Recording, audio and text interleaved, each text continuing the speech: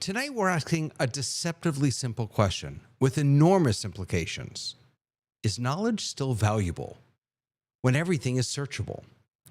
When answers are instant, whether through Google or AI, what does it actually mean to know something anymore? We'll explore how instant access is reshaping education, expertise, work, and human judgment itself, and why, in a world flooded with information, understanding may be the rarest skill of all. Welcome to The Rundown.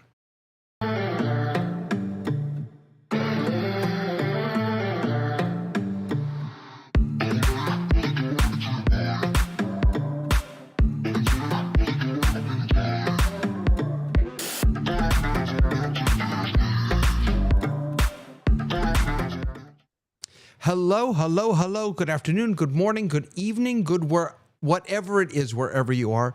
I'm so happy to see all of you here. Welcome to The Rundown. Holy moly, do I have a panel for you today. We have our regulars and a special, wonderful, wonderful guest. I'm so excited to welcome her. But let's start with Tamara Pika. Oh, dear Lord, I'm a where blank are you, square. Tamara? Tamara, you're not even there. Where'd you It's a go, lovely Tamara? color. There you go. Come on, Tamara. There you are. Sorry about that.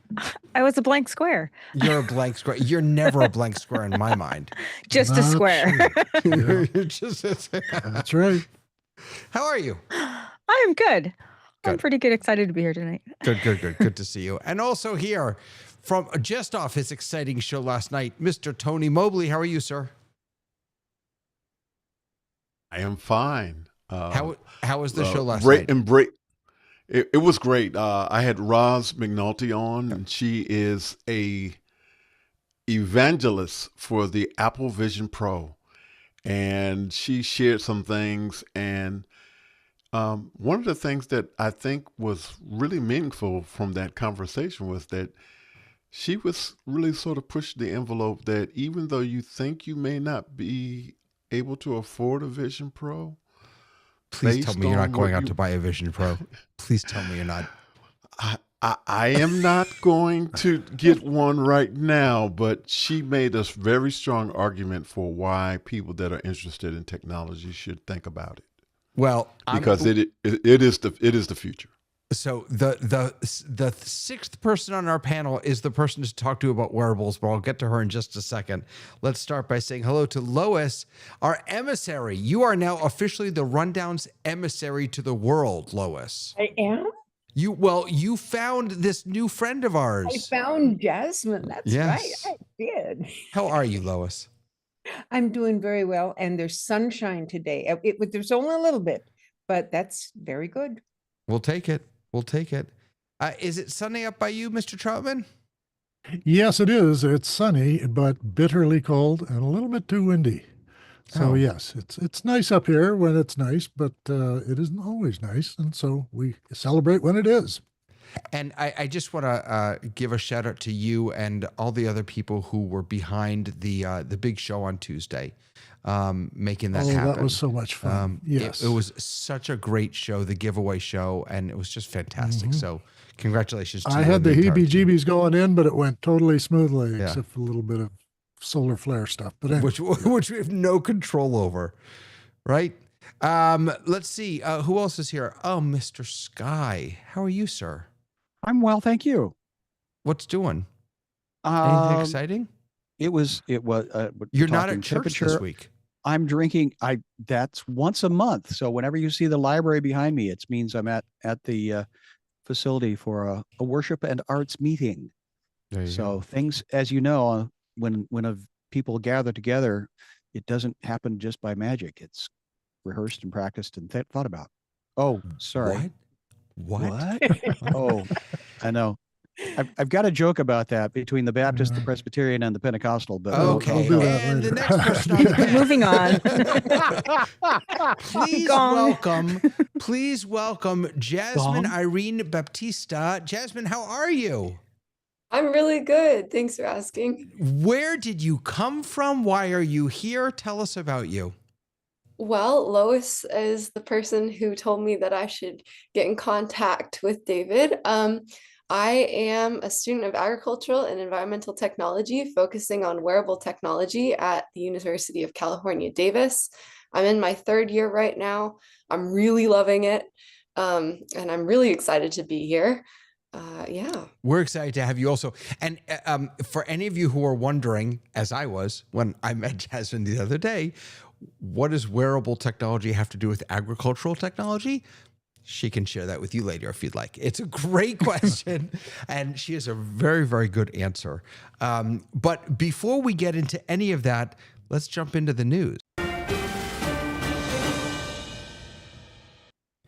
I have to apologize that both of today's news stories are from OpenAI, but I'll give you another one just because I just saw it.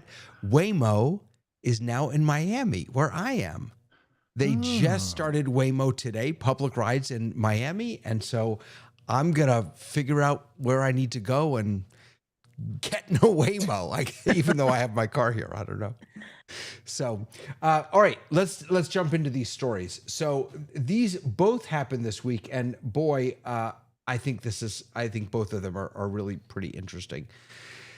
Ads are coming to ChatGPT. Now, this is not terribly surprising, I think. OpenAI is a business. They are no longer just a non-for-profit. They are now a for-profit also. They are burning through money. They need to make money. And so they're now bringing ads. And so they're bringing ads to the free tier. And they've added another tier called ChatGPT Go, I think it's called. Let me find it here. Yeah. So ChatGPT Go, which is an $8 a month. I guess you could call it a middle tier between free and is it Pro or Plus? I don't even remember at this point. Fingernails on chalkboard every time you say free. Well, wait, Plus. next week. Drives this guy crazy. Next week. That's the our subject. topic. Yeah. I promise. Yes. Yes. But what do you make of ads in OpenAI and ChatGPT? What do you think? Did you just say the middle tier doesn't have ads? No. So there are now going to be, or are, 4 tiers. There's, close your ears, Sky. There's the free tier. There's Go. There's Pro. And I always get these confused. Which is Pro and which is, what am I on? I don't even know. I'm on here we go. Let's see. While he's thinking about that, let me introduce you to the Bose headphones because they're just wonderful. Is this and, ad? I've had these, and I testify that they're terrific. Okay, It holds things. So I don't remember, whatever. It's Pro or Plus. I don't remember which is which. So there's the $20 a month and the $200 a month. And then the $8 a month is the new Go. And then there's the free plan. Do they all have ads? I'm no. so surprised. So the two that have ads are the free and the Go. And so this is, they oops, sorry, wrong button. They gave us an example of what this might look like. So this is, let's see if I could zoom in here at all. Do we get the flowers with it? So here's what you've got. So you've got your prompt, and then it gives you your answers, and then it's gonna, based on what you're talking to it about, it will give you It might bring something up. Yeah, ads, right? But when you have the speak and spell version, does it like interrupt what it's telling you and say, just for a minute now, I'm going to tell you about this? When you're talking to it, that's it. Yeah. I hope it's a nice person's voice, not hectoring you for not buying. You didn't buy this soup last time, and I'm really upset. I mean, look at this. They even have on some of these. They've got chat with Pueblo. Like, so here's a sponsored ad, Pueblo and Pine, and you can actually. I don't know what it means to chat with them, but it just opens a. I don't understand. What is it? What does it open? Is this an interaction in with ChatGPT? Interaction with their bot. Yeah. All the bots. Your talk. bot Bring is the talking to bots. their bot? Bring all the bots. I don't know. Conversational interfaces create possibilities for people to go beyond static messages and links. Soon you might see an ad and be able to directly ask the questions you need to make a purchase. Okay. You're not actually chatting with Pueblo and Pine. You're chatting with ChatGPT, who knows about Pueblo that and subject. Pine. Right, Yeah. right. Okay. All right. How much do I have what's to your pay to take? get my ad in there? I mean, Well, that's an you know, interesting Google question, right? will put it at the front if I pay for it. Yeah. So what's your take on ads in ChatGPT? Are you surprised? Is this expected? Is it, it doesn't bother me. I'm going to shocked beyond use it. belief. Surprised? No. I'm going to use it on my computer so that it's big enough screen that I just don't have to deal with it. I'm fine if it's on the free tier. If I'm paying for things, I don't necessarily want Of it on my course. paid tier.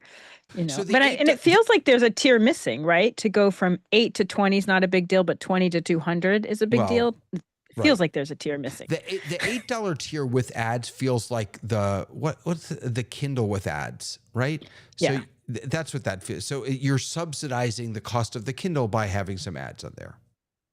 Right. Do they have less ads at the $8 than at the free?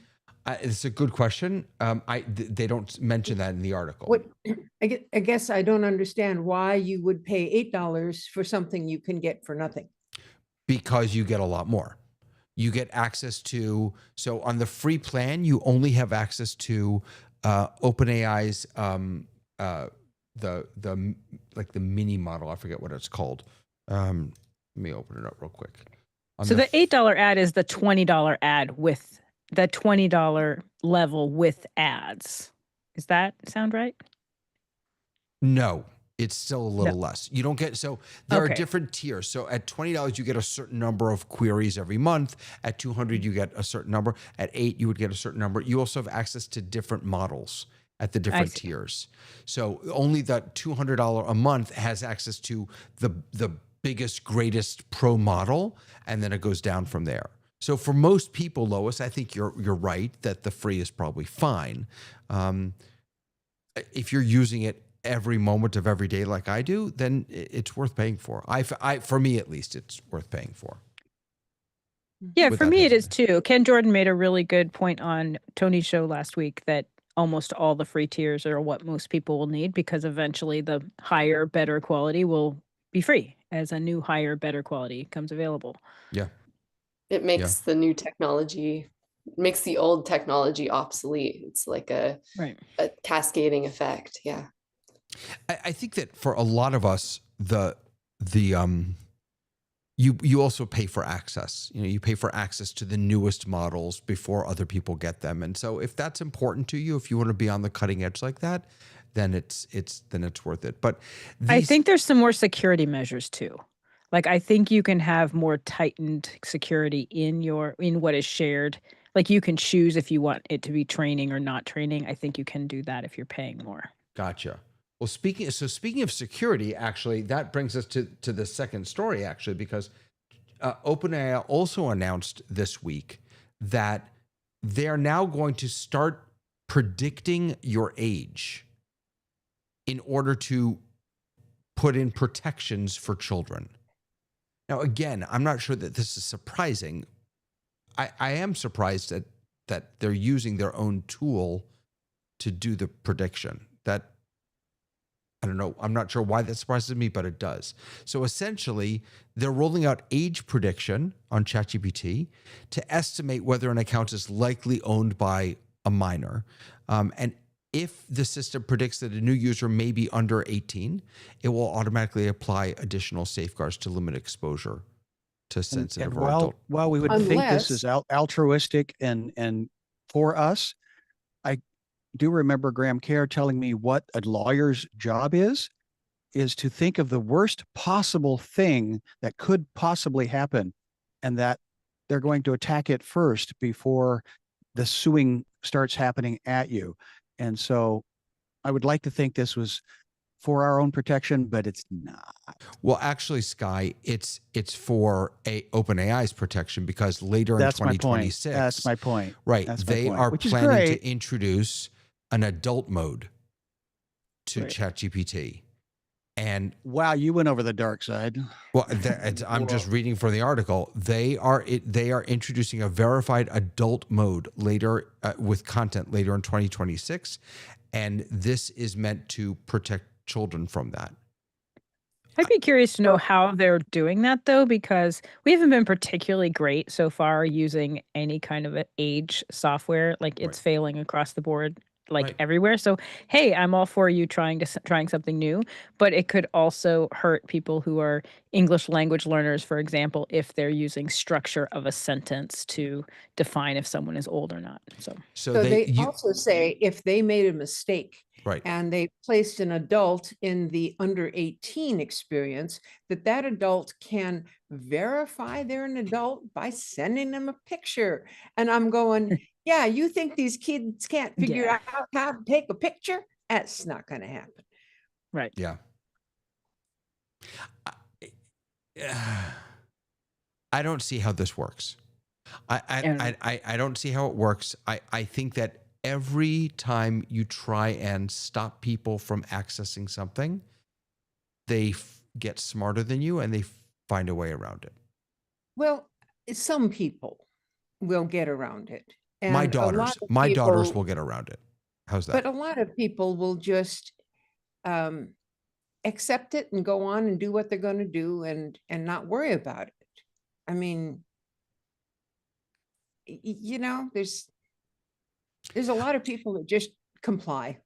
Yeah, absolutely. You know, I wonder, for example, so I have a paid account. My 17-year-old daughter uses that account with me. She has no interest in paying for her own account. So what's going to happen when this gets kicked in? Am I, you know, which of us is going to... You're going to be seeing things you don't want to see. Or is she going to be seeing things she doesn't want to see? It's Or she's going to be seeing things she does want to see. Yeah. Well, thank you, Lois. You just ruined my night. Sorry. Yeah, there's a lot of questions about how this works, because is there like a family account or something? You know, it's like if I'm a parent, I don't necessarily want my child to be on without my being on an account that can look through all their stuff. But, you know, I don't know. I think there's some unanswered questions. Yeah, and there's a difference between a 6-year-old and a 17-year-old. Of course. And right. John Wallace is pointing out, by the way, that every major company uses their own software for controls. And you're right, of course. I think what I meant is not that they're using their own software. I think what I meant that I'm surprised by is that they're using AI to do this work. Now, maybe I'm naive and other companies have also been doing AI. I don't think they have, though. I think it's really been a trust system, and it's failed. I acknowledge that. But it's been a, you know, put in the age of your birth and then we trust you. And of course, right. I don't know. There's something about giving AI the power. I'll give you an example, actually. You all know, we've talked about it here. I'm building a ton of stuff on Lovable and lovable.dev. And one of my projects got taken down last week. I couldn't access it. I can't access it on the back end. There's nothing I can do. It was taken down by the trust and safety team. I'm not sure what that means. Apparently, it was a class creator, so like it would organize kids into classes. Apparently, there's something else like that in the world, and they thought I don't know what they thought. So I went back to them and I said, whoa, like this, I'm not selling. This is just a tool that I'm using internally. It got flagged. I needed to remove that flag because that's not, and they said they can't.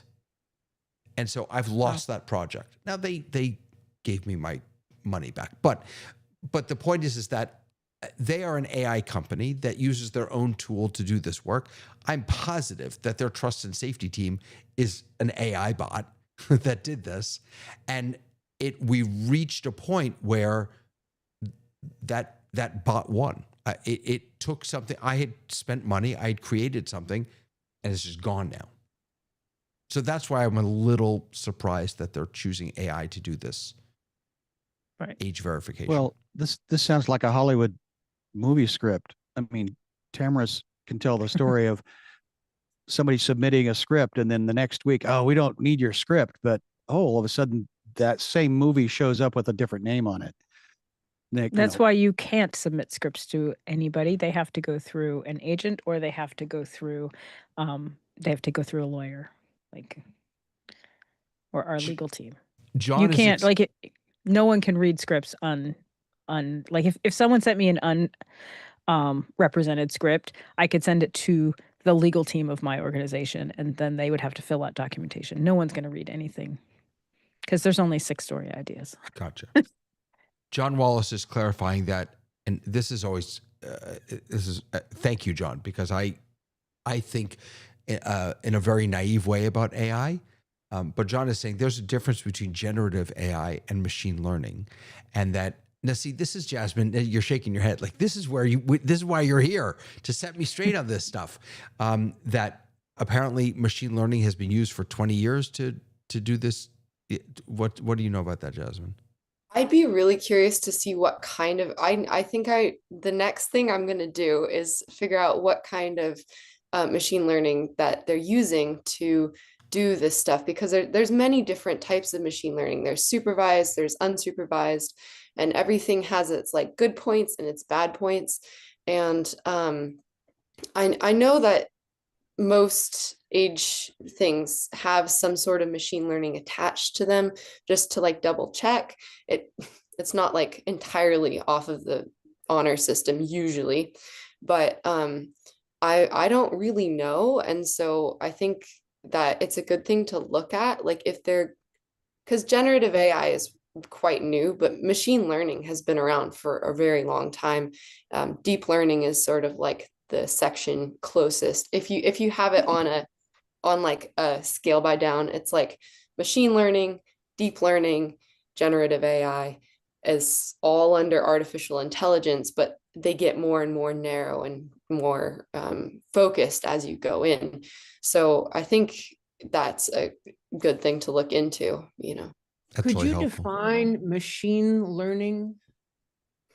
Yeah, machine learning is basically you write a program that can learn from other things. So supervised machine learning is going to be like, I'm going to give you a bunch of things and give you categories, and I'm going to tell you how to sort these things into categories, and I'm going to hold your hand, well, hold the machine, the algorithm's hand through the whole process.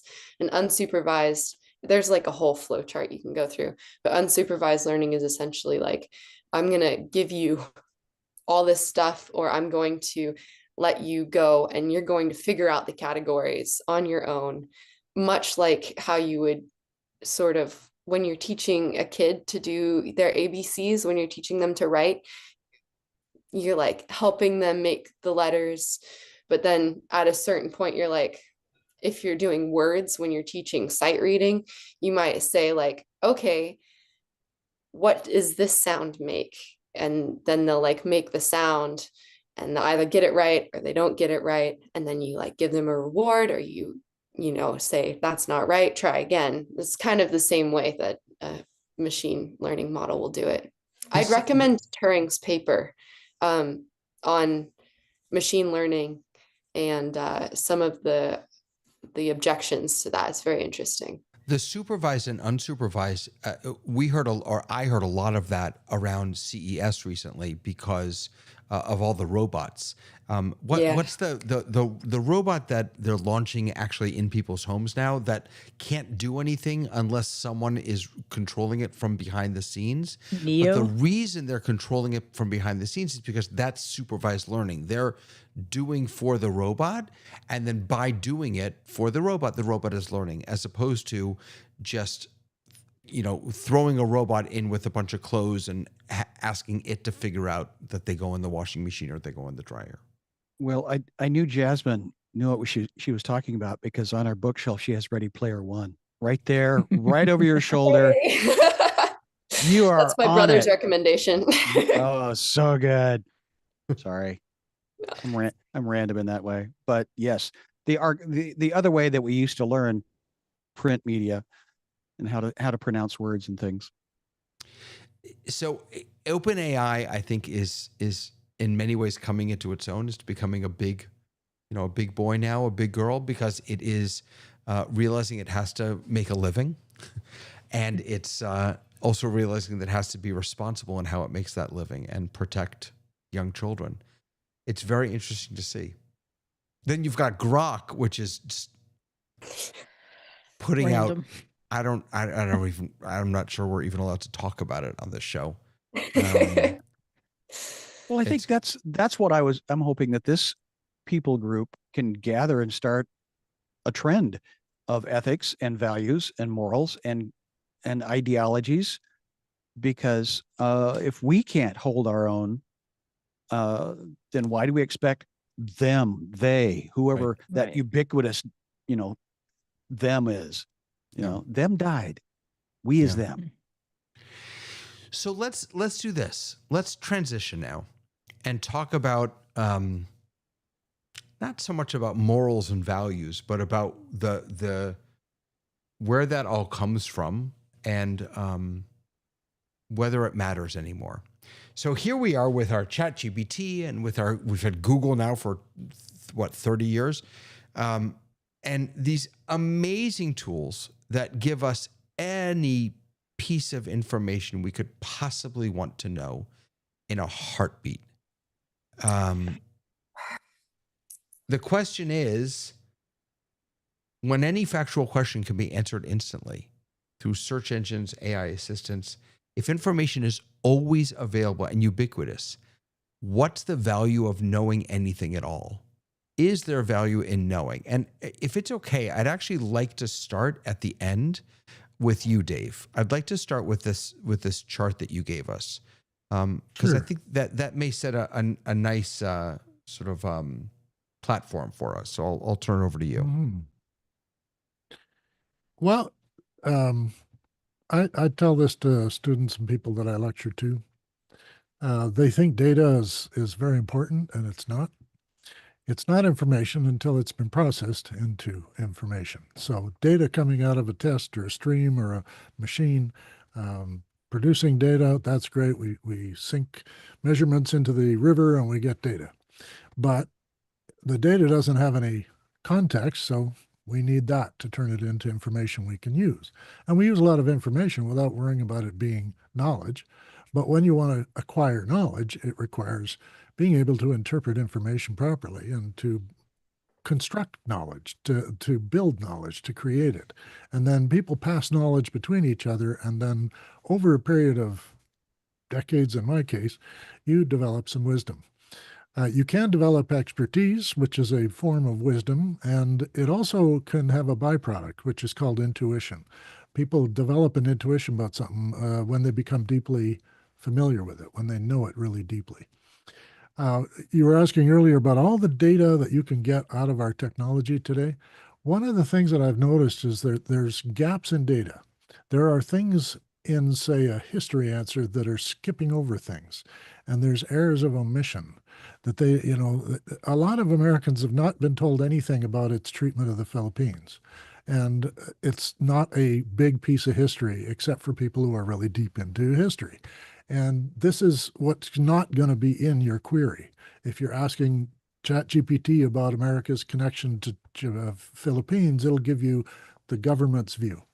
It won't give you a big historian's view, because that historian didn't authorize their book to be in the ChatGPT. It has the effect for me, and this is my last point, that if we think that getting answers is the way we need to operate our lives, it's actually generating a sense of ignorance. We feel ignorant if we don't know the answer to something.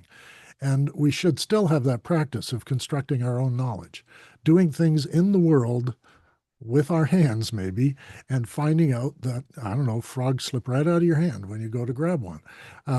We don't know that when we're young, but we go out and we play in the lake and we find that the frog's slippery. And now that's knowledge that I have, things I had from experience. We're not experiencing the world the same way anymore, and we haven't for probably 20 years now, and we're still adapting to working with screens instead of people. And as we're doing here today, and it's lovely to have all you and talk to you on a weekly basis. But knowledge that I'm getting from you guys is coming from you challenging me and saying, oh, I'm full of, I don't know what I'm talking about, or whatever it is. And then the two of us learn, and all of us together with our viewing audience learn something. So it is a method of acquiring and distributing or sharing information and knowledge. But we don't really sit here, and I don't just give you reams of data and hope that you can interpret it. That's just not there. So that's why that triangle exists. And I've often, it's funny, I often go to the university and lecture on media and community, and one of the lecture halls actually had my diagram posted. I thought the teacher would like this diagram enough that they posted it themselves. So it was a business class too. One of the questions that I have is so what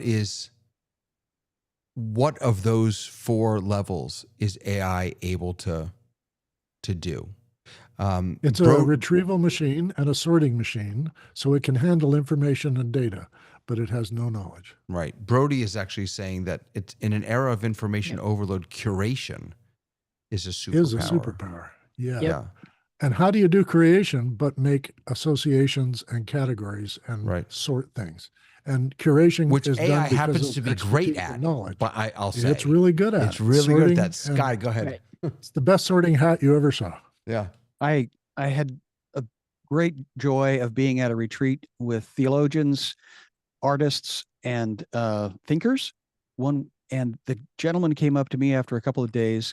It's actually where I met Graham Kerr, but another gentleman came up after me, and he tapped me on the head and said, "Sky, you need to be less Greek." And then he tapped me on the chest and said, "And be more Hebrew." I went, "What are you talking about?" I was going to, reach out to my rabbi friend. But I think what it meant was stop taking everything as intellect, but listen to your heart/gut of a thing as a whole human experience. And now having exercised with Chat, with Claude, with Perplexly, with Gemini daily, the heart of that experience isn't there. Great information. But I'm glad I'm the one that's the adult and it's the child, the parent. I'm the child. They're the child. Yeah. Lois, go ahead. So it's interesting that this is our topic tonight. Today on our radio show, which is the Davis Garden Show that I do with Don Shore, and we recorded it yesterday and it played today. And we talked about how much misinformation is being spread around by people asking questions, biological questions, plant questions onto an AI and getting ridiculous answers, but they sound really good. And the only way you know that this is ridiculous is to talk to a human who understands about plants and gardening and all that physiology stuff. So there is, in addition to just being careful about AI and asking for sources and things like that, you have also got people who are trying to make money and steal your information, I think, by putting out new little apps that, oh, you look at your plant with your camera and it scans it and it tells you what it is and it tells you to put sugar or cinnamon or Coca-Cola or whatever it is. It has no basis in reality. So we're getting it from 2 sides. One is AI being trained on the huge amounts of data in the world, much of it is wrong when you're talking about plants. And the other is people trying to get you to give them your information, your time, all that other stuff for a product that is false. And I think they probably know it's false. Nobody is going to be silly enough to think that putting cinnamon or sugar or Coke on your plant is going to suddenly heal the brown leaves and they'll turn green and get soft again. I hope. I have a lot of professors right now that are actually encouraging us to use AI for the curation of things. But one thing that I always say is double check where it's getting your sources from, because there's this thing that's happening that's like hallucination of sources. And it apparently is quite a big issue. I personally haven't had it happen in a way that I was like, saying something that was completely wrong, checked, and then it was like I realized that it wasn't actually a source and that it had just made it up.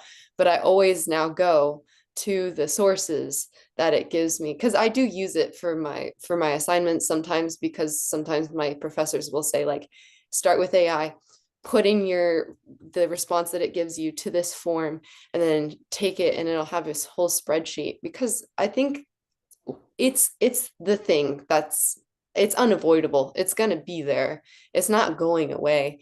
And I think a lot of professors now are thinking, like, if it's going to be here, like Google started to be here, then we might as well teach people how to use it properly and how to not have it be this new thing that people aren't being trained on, that people don't know how to use. And then they're going out into a world where it is being used and they're unprepared for that. Yeah. Tamara and Dave. Go ahead, Tamara.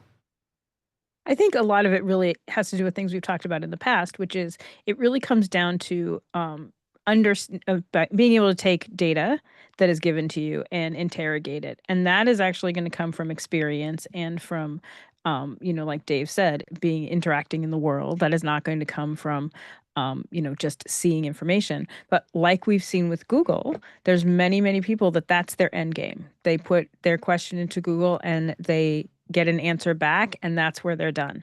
And we're seeing that happen with AI.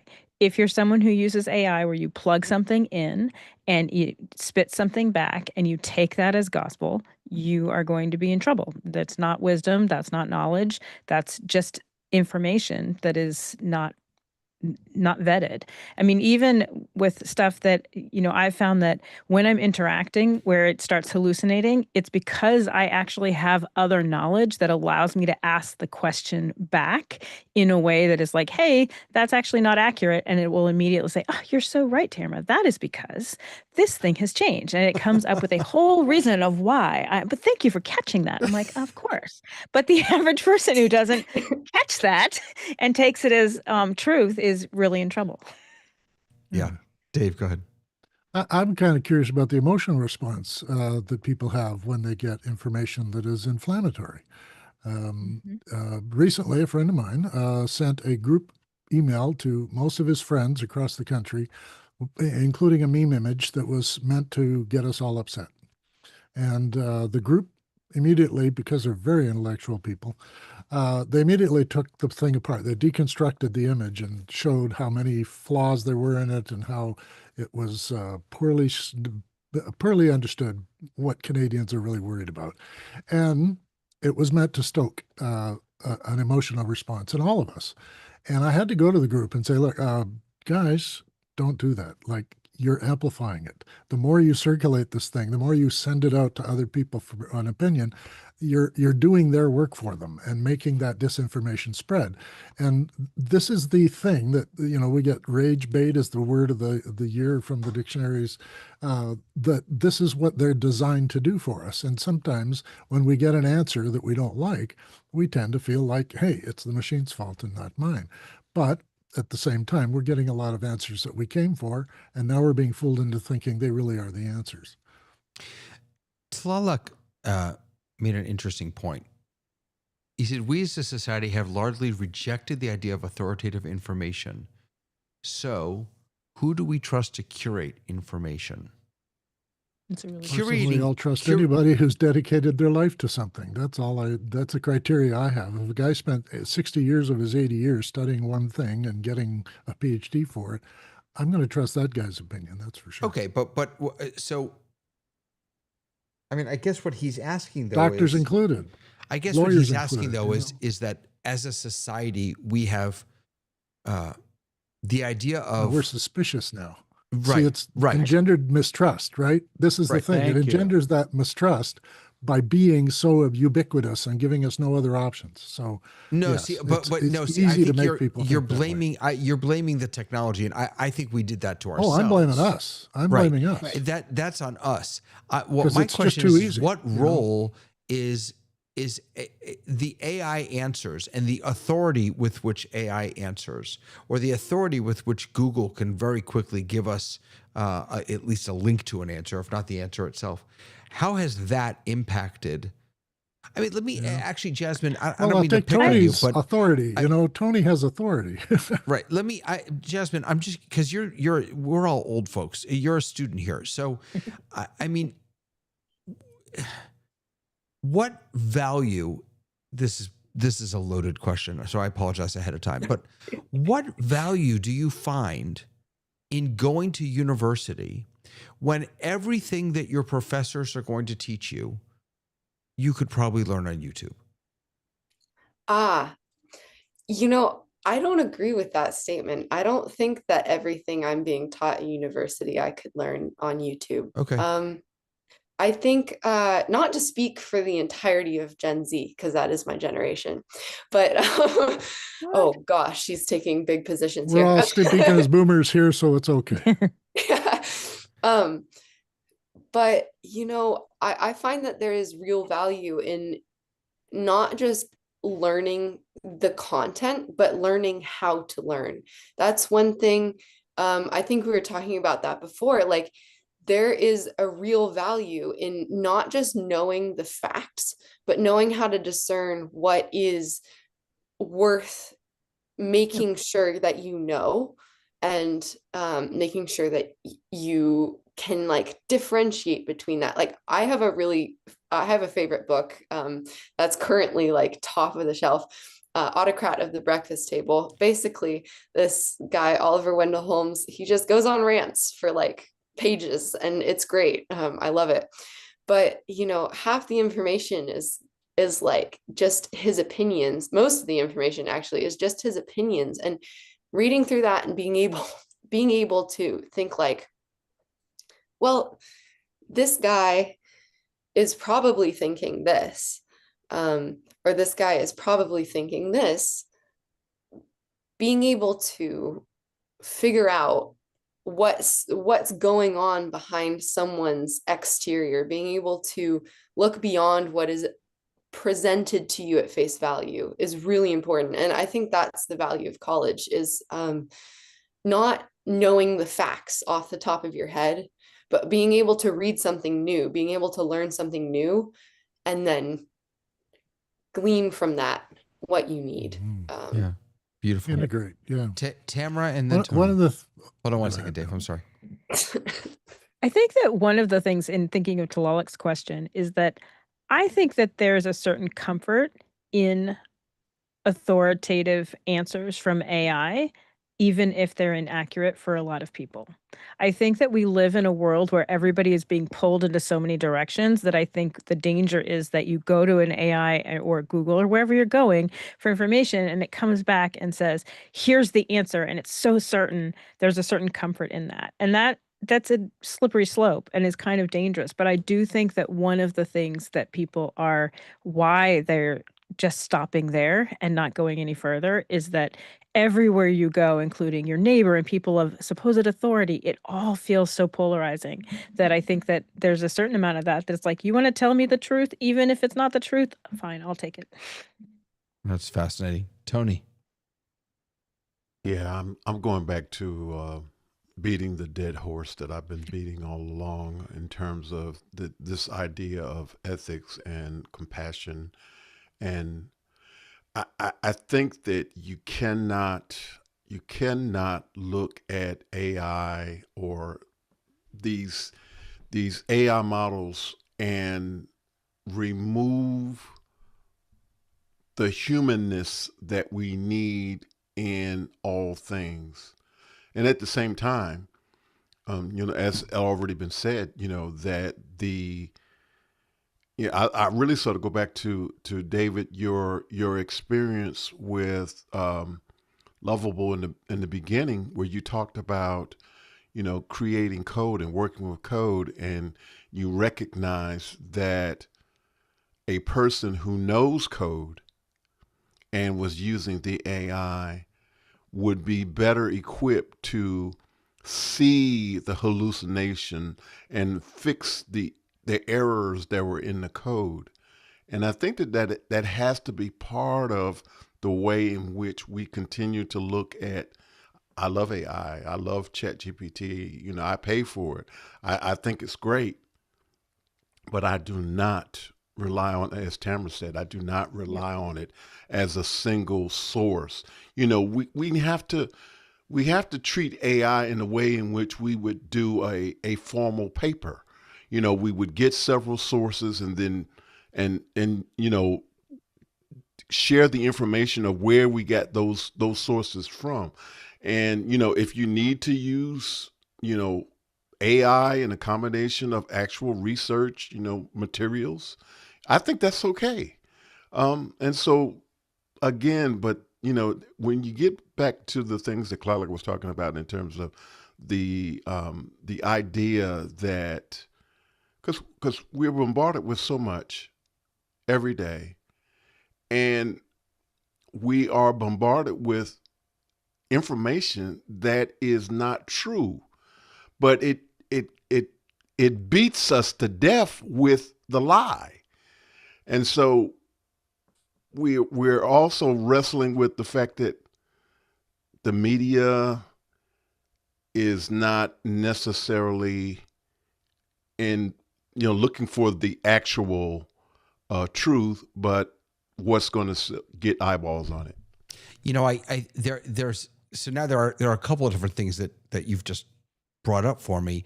The first is truth versus lie, and how can we judge or curate that information or that knowledge. The other thing is just the impact that these tools are having on our ability to learn or hold knowledge. Paul, oh, that's not the right one. Wait a second. How do I get this? Is one out there. This is the one I want out there. I don't want this one there. I want this one there. Hold on a second. Trying to actually get this out to, there we go. There we go. Sorry about that. So Paul is watching. He said, I wonder if relying on instant access to AI answers might be doing to our brains what cell phones did to our ability to memorize numbers. I don't know. I've said this a couple times that I don't know my daughter's phone numbers. Yeah. Like if I lost my phone, right on. I don't know what I'm going to do. So I think it's interesting that these tools not only are forcing us to question what is real or what is truthful or what is factual or what is not, they're also, I don't want to say dumbing down, but they're challenging our ability to hold knowledge. Well, they're changed. Everything's always going to change, right?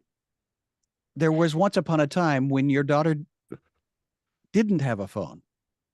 And there was once upon a time when those phones, not everybody had a phone. So did people survive? Yeah. But what I'm giddy about, Jasmine, you quoted a book from 1835. I think that's awesome. It was probably a piece of paper in technology, but the psychology, the ideology, the political issues, they're not different. We're just inundated, to Tony's point.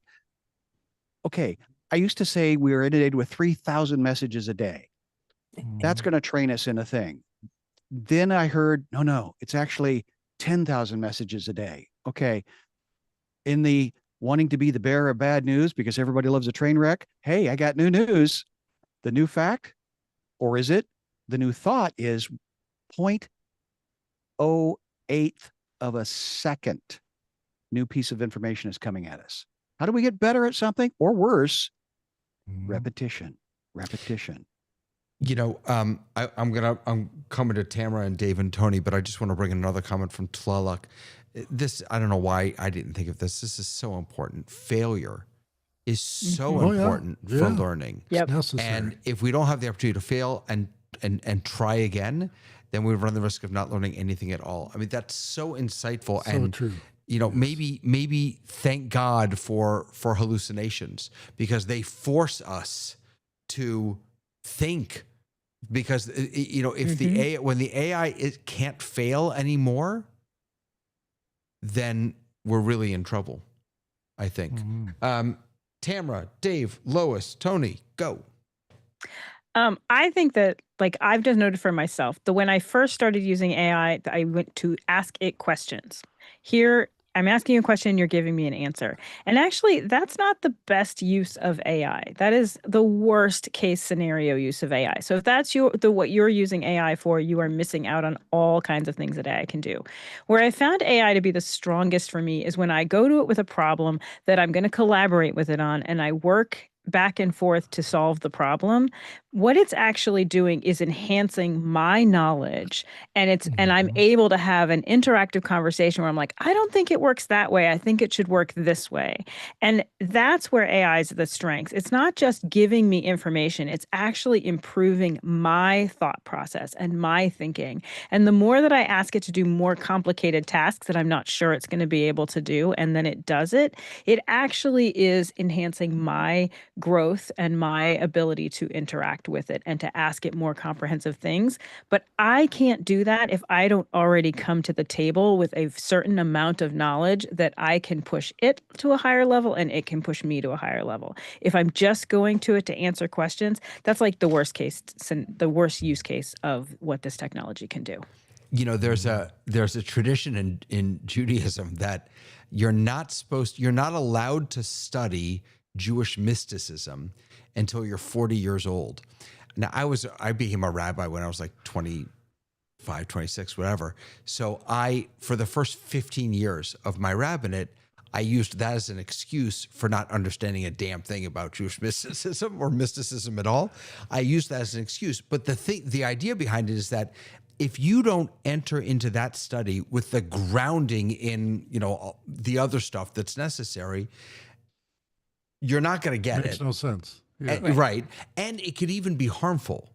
And that's what I think you're getting at, Tamara, that if we approach AI, if we don't see it as a replacement for, but a way to enrich and enhance, and if we don't do our part, if we don't bring our knowledge, our wisdom to that experience, then not only will it not work, but it could actually be harmful. Dave, and our knowledge could be how we craft the question, right? Sure, it may be, I don't understand this completely. Let me craft this in a way, bringing what I do bring to the table so that I can get more information back. Yeah. Yeah. Dave, go ahead. Yeah, prior experience is absolutely important. I'm thinking from what Jasmine said, there's an old story. I'm not sure if it's reference to Noam Chomsky, but he talked about going to school and his dad would meet him when he's home and he'd say, "What did you learn to believe or did you learn to think?" And that was the difference. He wanted his son to go to school to learn to think, not to be given beliefs. And that's part of what I think people are finding is that they're having their beliefs challenged every day by technology, and things that they thought they understood about the world are now changing. And there are a lot of unanswered questions that even cannot be answered. There's stuff we just don't know how to get there or how to make it better. And in my world, ambiguity is very important. And ambiguity means that you have to connect the dots yourself. You can't let somebody else tell you how it all fits together. So people who are comfortable with ambiguity often have a curiosity or a need for knowledge or an ultimate purpose for the knowledge they're trying to acquire. And if there's ambiguous information, they have to learn that critical analysis that tells us where the right answer fits somewhere between those extremes. Absolutely. Lois, go ahead. I think that if the technology and the AI advances and all those things that we're dealing with now had happened 15, 20 years ago, we would be in a very different place. And one of the reasons I think that there are more problems now is that there's a large part of our society who does no longer believe in science. They don't think that a scientific analysis is necessary for anything. So that whatever they're looking at or asking questions about or thinking about, it's like, well, my cousin said this, or this happened to my uncle, or I know this guy who says that's true, without any scientific support for it. And so when we are using AI and other such tools to shape how we're going to act, but we don't have the belief that there is something that can show me if this is right or wrong. Now, for many people, that was the scientific method, and that's getting less likely now. For other people, it's been God and religion, and that's also getting less likely now. So I sort of worry for our culture and our society that we're much more easily swayed than we used to be. And maybe I'm wrong. Maybe it's just my way of looking at life and the things I've seen. But that's a worry for me. Are I- we, or do we know more? Do we see more of that now? Right? Were people always believing things that weren't accurate, but they were smaller and we didn't see them because we only saw what was in our community? And now we're seeing lots of things that we would never, that we were never meant to see, right? We weren't never meant to see what was happening, in another country. We were meant to see what's happening in our village of our people. So I'm not sure that that has necessarily changed, or our interaction with it has changed. I think there is another big important change, and then Tony, I'm coming to you, and that is the speed of everything. Mhm. That we, unlike 10 or 15 years ago, we live in a society where we expect instant gratification. We expect I just heard about GoPuff. Have you heard about GoPuff? It's a delivery service that will kind of it's like Uber Eats and it's Instacart. It's like everything. It just delivers anything. They're in Miami, and they're in a few. They started out in California. They promise like 15-minute delivery. Like you couldn't wait. You can't wait pizza for an in 15 hour. I minutes.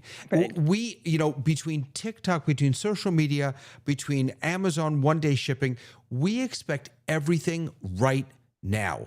And the scientific method requires that you spend some time and that you allow for mistakes to happen and for hypotheses to be revisited and all that. And that just doesn't Answers to jive. emerge naturally. Yeah. Pondering. That doesn't jive with the way we live quick nowadays. answers, yeah. Well, and also answers to be technology and- wrong. Technology and Yeah. AI does. Even if it's wrong, it gives us that instant gratification. Yeah. Let me But get I mean, over with to- the scientific method, it could be wrong. Like if your hypothesis is wrong, course. that is equally a good answer. Right. Mhm. Right. Let me get Tony in. Well, I just wanted to go back to the whole point, the idea of tools. And I think that fundamentally we just have to really, really recognize that AI is a tool. And, it continues to be a tool. And that tool, you went from, the broom to the vacuum cleaner. And, I just think that we have to recognize that it is a tool and to be careful to continue to think of it in the way in which we are using it as a tool. Now, as a person who, I'm an unapologetic Star Trek fan, and I think that I'm a believer. I believe that, these technology tools, will bring us to a time in which humanity is able to embrace one another and do all the things that we need to do, to be able to explore the galaxy or whatever you want to think of in terms of that. But there is a transition that takes place in order for that kind of possibility to exist. And so I was thinking to myself as we were talking about this, the Star Trek movie where Scotty is talking to the computer and he's saying, hey computer," and the person that's standing there used the mouse, and he says, "How quaint." And I think that that's the way in which we ought to think about technology. There's going to be a time when what we're talking about right now and how this is going to be quaint. And so we need to keep in mind that it's a tool and that the tool continues to improve, and we are able to create better works, maybe better creations, better music. You know, that's the way in which I try to look at this. Yeah. Lois, go ahead. Am I getting dumber because AI exists? I don't think so. But then how would I know? Do I know less now than I used to? Well, no, I haven't forgotten that much. But if there is an instant answer out there, that may mean that I don't have to learn more. It's possible. I think what the real question here is, if I am able to write something down, then I don't have to remember it every minute of every day. I've got it written down. Okay. That frees up the human to do those creative things, whether it's painting or admiring a sunset or cooking or looking at the different pieces of information and going, oh, I wonder what would happen if look at that. And making those connections that humans are so good at doing, and then making those heartfelt connections to other human beings that machines can't do. So it's great to have some extra tools, but is it making me dumber? I don't think so. Dave, go ahead. Mr. Chairman, I cede my time to Jasmine. Yes. She was waving her hand earlier and we missed her. I'm so sorry I didn't see you, Jasmine. I apologize. Oh, you're fine. You're fine. I just wanted to talk about blurring lines between humans and machines. I think that's something that's really central to the discussion right now, especially with what we're talking about making mistakes and learning from failures. And this is something that that machine learning models do. They learn and they grow, and that's the entire position that they're in. Talking about, well, going back to that book that I mentioned, I broke out my copy because I just wanted to read something. In the first chapter, he says, what satire, by the way, is that machine to the mere mathematician, a Frankenstein monster, a thing without brains and without heart, too stupid to make a blunder, that turns out results like a corn sheller and never grows any wiser or better, though it grind 1,000 bushels of them.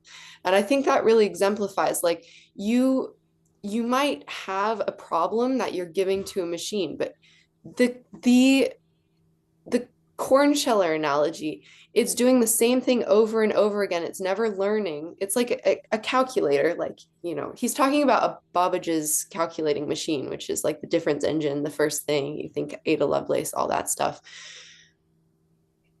Excuse me, I have a cough. Then you think about like Alan Turing, who I was also talking about, I think, a little bit earlier. And one of the main objections to his Turing test was, I think it is the fifth, I just looked this up, sorry. It's the fifth objection, the argument from various disabilities that machines can't make mistakes, that they don't have the ability to make a mistake and then learn from it. But what we're seeing with machine learning, and especially like generative AI, is that they are. So it seems like the line between machine and human, at least to me, I'm having a very hard time. Increasingly, the more I learn about this, the more I'm thinking like consciousness, AI, humans, intelligence.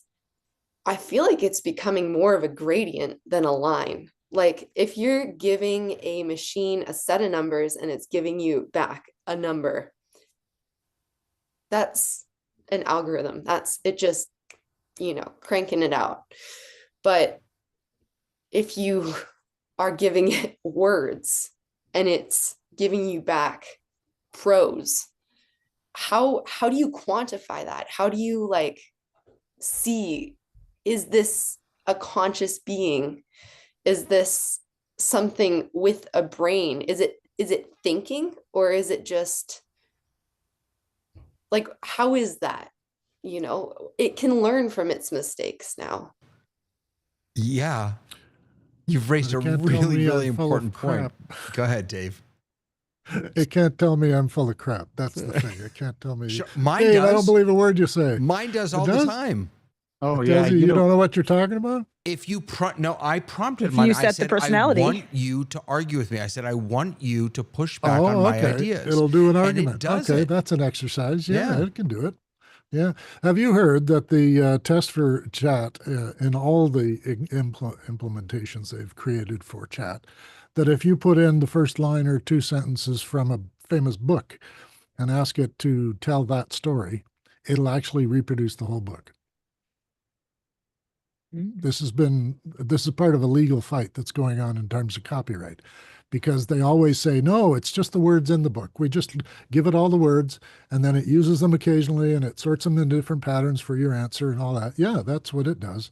But if you actually specifically put in the first line of, oh, I don't know, Les Mis, then it'll give you the whole story. And it's actually word for word correct. So Does this it has work been- with textbooks? Oh, let's do that too. I won't have to buy any more textbooks if I just read the first line, write it all down, and go home. Yeah, Well, I the hope new so. thing with Maybe. textbooks is what Google's coming out with. That the let's, what is it called? Let's learn your way or something like that, where you scan your the textbook and then it creates multimedia for you so that you can learn in Little the learning way lesson that you systems. learn Yeah. best. Yeah. Yeah. You know, I think Tamara talked about that before. yeah. You know, I've one of the things that I found myself spending quite a bit of time doing is playing in Suno, the music generation app. I'm a Jewish musician, but I'm a huge fan of Elevation Worship, which is a church. I want to say they're in Atlanta, but I could be wrong about that. And they're huge, and they have the most amazing band in the world. So, like, I go to church all the time with Elevation Church. Don't tell my congregants. And so, what I do now is I write my music, I put it into Suno, and I say, make this in the style of Elevation Church. It's amazing. It's amazing what it comes out, and the voices that are singing have intonation and emotion, and it's so that not line, as you said, Jasmine, that kind of gray blurring. I feel that also in the arts a little bit. I had a song come up on my Spotify, and I was like, oh, this is amazing. Then I checked out the band, and I was like flabbergasted that it was AI. I couldn't tell the difference. Yeah. And then, of course, the thing was like, well, do I continue to listen to this? Like, do I agree Have with I this? broken my Like, moral fiber? By, yeah, this is Moral weird. code. The thought that came to mind just as you were talking about it, how does a sommelier become a sommelier? A person that understands the depth of the quality of the nuances of a grape, where it was grown and when it was grown and what it was grown, the environment that it was grown in. It has to have tasted a lot of things. A lot of things. So consequently, the positive part of this conversation, if the intellectual tide is rising and we will all now become smarter because we are all becoming more exposed to these different concepts and concept. I mean, Jasmine, you are my hope in the future, because you actually said like, no pressure. you're using the word discernment as a pivot point for you. You are not just taking it for face value for whatever the fire hose that is coming at you through all the technologies and things, but you are a sentient human that has a heart and a soul and a mind. And you said, no, it's on me to figure out what choices do I make. Now, it could be a horrible life. It could be a good life. That is up to you, isn't it? And if you're in university, you are choosing to do hard things. And hard is not a 4-letter word. Hard is Well, good is a 4-letter word. But it's not a bad word. See, bad is a 3-letter word. See, that's the only things I know how to spell. Yuke in the comments wrote, as long as there are young science students like Jasmine, nothing is lost and there is hope. Oh, I agree. You know, I just want to circle back to something, Sky, on about the sommelier. please. And Talalak says that full circle, a sommelier is a curator, which they are indeed. But another thing that we've been hearing a lot about when it comes to jobs and the job market and, you know, will technology or AI take your jobs is I've been hearing quite a bit that it's low-level and mid-level jobs that are at risk. But the experts, the best people at their jobs, they're going to be fine. And so maybe, in fact, all of this technology can rise all the tides, as you were just describing it, Sky. Maybe 360 million experts in this country. That's going to be a trick. I don't think it's going to change. So I've been using AI, trying to use AI in real life situations. Like, here's a task that I've been doing for the last 6 years. I want to automate it. Let me go through it. And I did it with with an event that I've done probably 25 times. And I was like, you know what? I don't have time to actually do this. I got the information late. I really need some speedier help. And what I found is that it did not take me less time. The low-level jobs that I were doing was able to be offloaded to AI in a way that I could never have imagined and was amazing. My job then became full-on management. There is not the low-level position is going to be managing AI, managing your bot to do things. And the skills that I was using to get it to do what I wanted to do, it did all of the things I needed it to do quicker than I could possibly do them. It managed to do that. But in order for me to get it to do that, I had to do a whole lot of management that really played into the skills I've had as a producer for 20 years. Yeah. And so the jobs are changing, but the jobs are management jobs. It's managing your AI to do menial tasks. And as usual, at the 10:15 mark, we turn to Tony. Dun, dun, dun. Who needs to unmute because we can't hear him. I really need to work on that. Failures, right? You know, I really think that we need to lean into this idea of tools again. I know I'm redundant, you know, it's saying that, but as Tamara was talking, I was thinking about, you know, this is going to really be really creative for the low end people in terms of managers, right?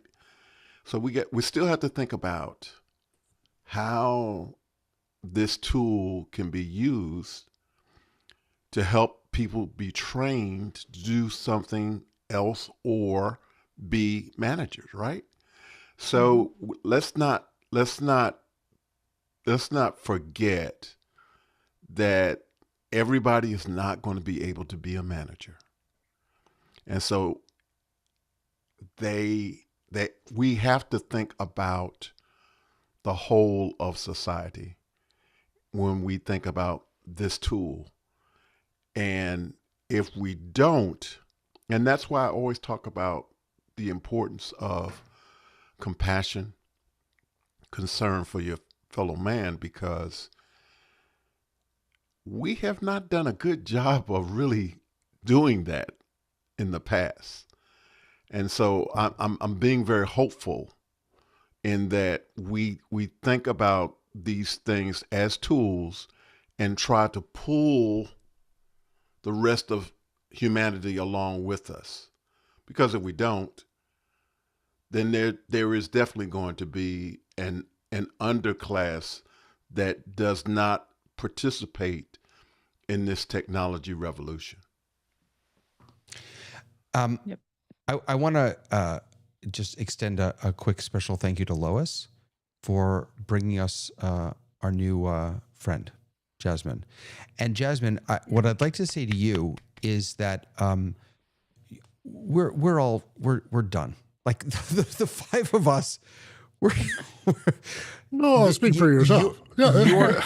Your voice not just your studying, but your voice Amen. is the most important voice that everybody in the office hours community needs to hear, and not just yours, of course, people of your ilk. And so I really want to thank you for being here. I want to invite you desperately to come back, and I want to invite you to invite your friends to come be a part of this conversation. We love having different voices and getting new perspectives and everything in here. And as always, I'm so grateful to you, Dave and Sky and Tony and Tamara and Lois and all of you. What a great conversation. Now, next week, watch out, because Sky is coming to town. We're talking about, is Free. anything really free? In the world of technology. Could be a half-hour show, it could really go quickly. It could be. Yeah. Sky's answer, Everybody no. just in unison says no, and we're done. Even the show won't be free, because you're going to have to pay us in your time. Did I tell you about my headphones? I'm selling here we these go at a again. good price. And that's when I press Samsung. that button and get everyone else off the screen, and wish you all a fantastic rest of the week. We'll see you guys next week on The Rundown. Bye, everyone.